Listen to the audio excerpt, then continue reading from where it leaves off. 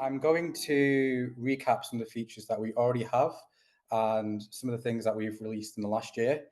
We're going to contextualize these in how they fit within our Cora framework, which stands for Capture, Organize, Refine, and Apply. So Capture is about being able to seamlessly record information so learners can focus on and engage in the lesson and in the lecture that's at hand without worrying about missing things as things are happening. Once they've captured that information, it's all about organization and allowing learners and giving learners the tools in order to manage their time, their knowledge, the events that they've created, and put them in the best place to learn effectively. Refine is all about revisiting that information and developing their understanding. And apply is actively use the information and the knowledge that they've acquired in those events to refine their notes going forward. So to start off with, we're going to jump into Capture. And one of the newer features that we've released is slide annotations. So we released this in the last couple of months. Really excited when this went out, and we've heard great feedback on it so far. But we very much designed this for STEM students and had STEM students in mind from the beginning of the process and making sure that they gave us feedback as we were building and designing it. It allows learners to write, draw, and annotate directly onto their slides so that they can add annotations, flag key concepts, and turn that passive learning material into something more active.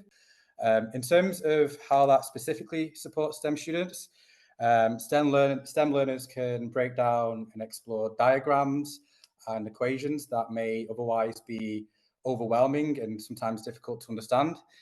And it allows them to create diagrams to explain concepts or describe diagrams in their own words for better understanding and retention later down the line.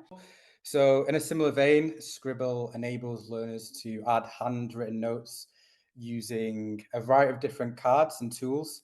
So they can use digital pens, pencils, and shapes to create visual notes.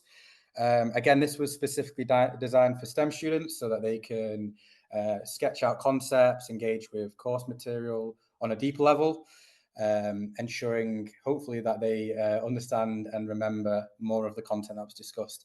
The next area of Capture is importing photos. So again, we try and make Genio really usable across devices. Students can capture maybe the diagrams that they've handwritten, maybe graphs or equations that have been displayed on the whiteboard. They can take photos of those on their Genio app and upload those directly to Genio, and then they can access them both on web and app going forward. And we also have a feature on the web that allows students to directly search Google Images, so they can add that visual aspect to their notes and hopefully in some cases help explain some of the more complex concepts a bit better. STEM students have really, really busy schedules, so we think this is where the event reminder feature comes in, and we've heard really good feedback on how this helps keep students organized. Students can schedule new events within Genio and add those events to their preferred calendar. Once created, an invitation to that event will be added to their calendar with a link directly to the event. So they're ready to go and reminded on they're ready to get started and capture their event. STEM students are constantly building off previous material, and often topics span multiple lectures. So we want to give the tools, and we do give the tools for students to easily organize these events into collections and allow students to organize them in a way that makes sense to themselves. We also have a really powerful search feature, which allows them to retrieve content across collections, notes, and transcripts. So this is really good if there's a key concept that they want to come back to, but they can't quite remember which event it was a part of. They can do a simple search within Genio, and that will bring back all the instances where that term may have been mentioned. Going over to Refine, we're going to start off with speaker diarization. So this is another recent update, but it automatically separates and labels each speaker in a transcript. So learners can easily identify who made a particular contribution in the lecture. So this is particularly useful, and we've heard a lot of feedback about this when there are multiple people speaking, and if the lecture is a very engaging one where students are also talking within that lecture.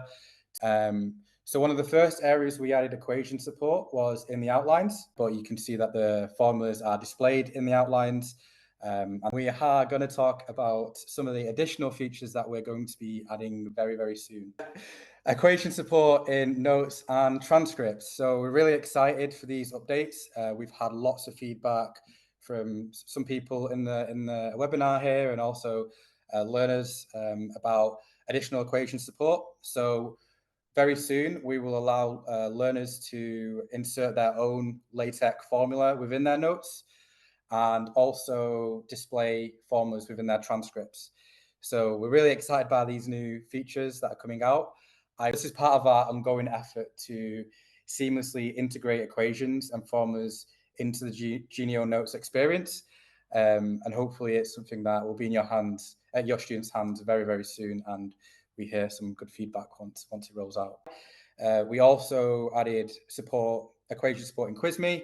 So now when a learner generates a quiz, we will include any relevant formulas that were covered in the event, meaning the STEM students can benefit from this feature so they can boost that retention, identify any knowledge gaps, and hopefully actively apply some of their learning from the lectures that they've been in.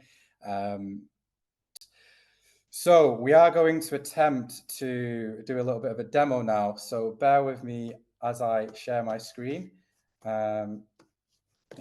So we're going to start off on the notes, adding formulas in notes. And as you'll see here, there'll be a new option that says formulas.